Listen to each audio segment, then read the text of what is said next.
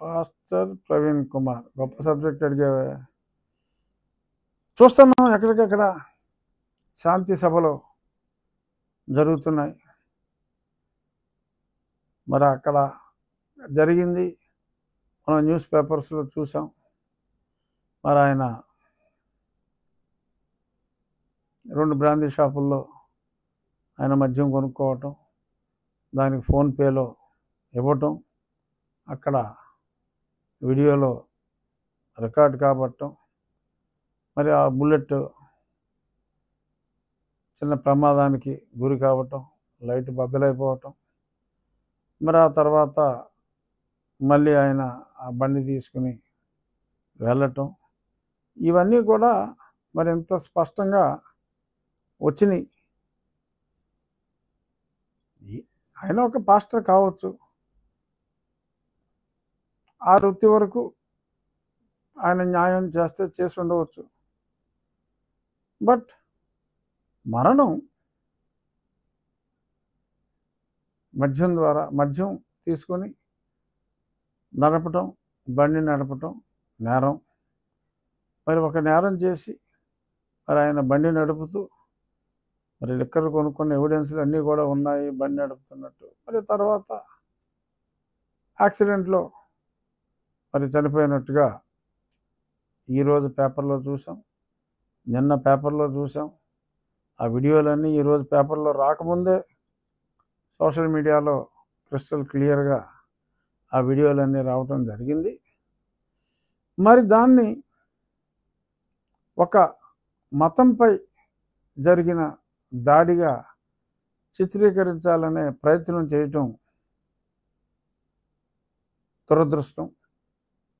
మరి 2% లెక్కల ప్రకారం, సెన్సస్ ప్రకారం మరి 2% ఉన్న ఆ బీసీసీ క్రిస్టియన్ సామాజిక సభ్యులు మరి చాలా ఎక్కువ పర్సంటేజ్ శాంతి ఏంటవి శాంతి సభల శాంతి సంతాపాలు, శాంతి సభల్లో మరి పాల్గొంటున్నారు. మరి లెక్కలు తప్పేమో నాకు తెలియదు. అయినా ఇక్కడ లెక్కలు అనవసరం. ఎవరైనా మనిషి చనిపోయినప్పుడు ఎవరైనా బాధపడతారు. కానీ ఒక వ్యక్తి పర్హాప్స్ వ్యసనం పాలై మరి అతను యాక్సిడెంట్లో, మోరల్లెస్ యాక్సిడెంటే క్లియర్గా చెప్పారు, మరి మరణిస్తే దాన్ని వేరే మతం వారు చేసిన హత్యగా మాట్లాడటం అనేది మరొకసారి చెప్తున్నా, అది అత్యంత దురదృష్టం.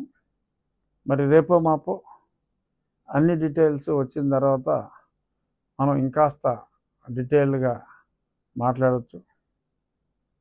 కానీ ఈ రకంగా ప్రజల్ని రెచ్చగొట్టి మరి కలిసిమెలిసి ఉంటున్న ప్రజల మధ్య ఇలాగ మతాల చిచ్చు రగిల్చే విధంగా శాంతి పేరుతో అశాంతి సృష్టించి